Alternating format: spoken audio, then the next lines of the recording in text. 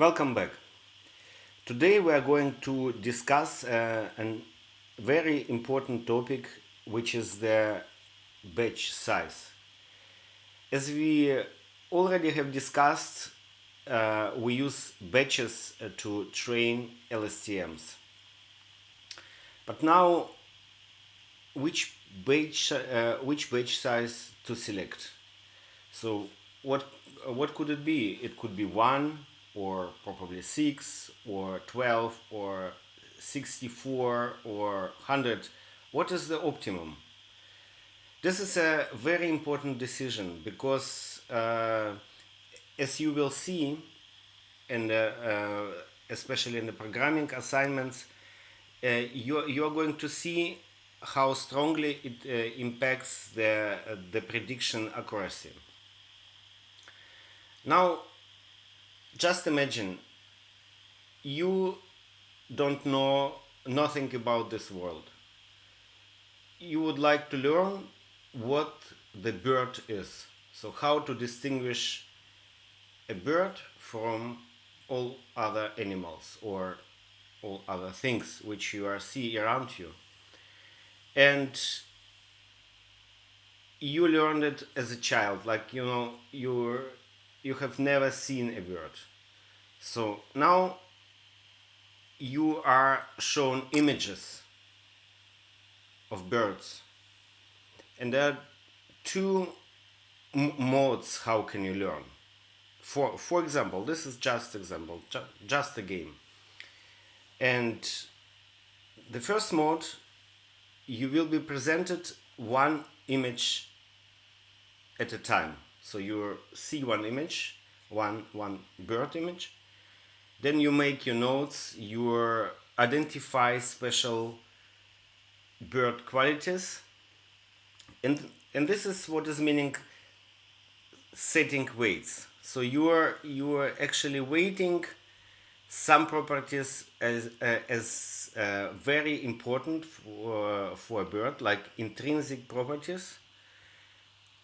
Or you say, okay, this is property common for other things, so it's not a bird special. So you see one image of a bird, make your notes, then you see another image and another image and another image.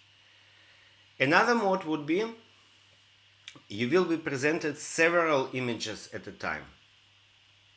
Let's say 5, not too much, maybe 10. And then you see all those 10 images, and you're going immediately recognize some similarities between those creatures. You're going to see that they have feathers and so on and so on at one time. So you have all those samples, and you can compare, and you can learn much faster and much more efficient. This is for humans. And as per our experience, is this similar to machines, especially for such networks as LSTMs, also for CNNs, for convolutional neural networks.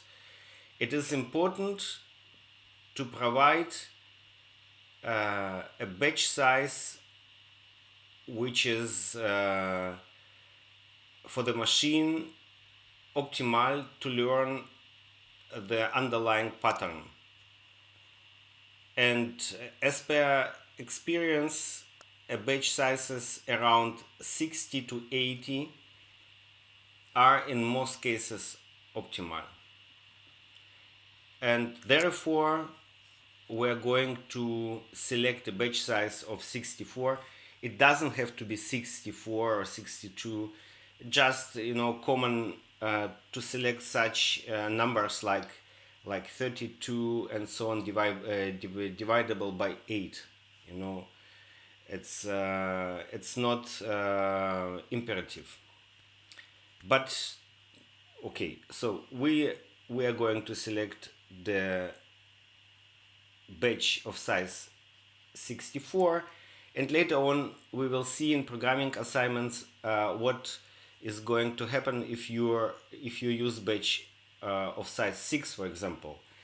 This is interesting. This is first of all, you will see that the performance, if you train your neural network, you will see it will take much more time. But is it positive? Is it impacting the performance positively or negatively? You're going to figure out in your programming assignment. So stay tuned until the next time. Bye bye.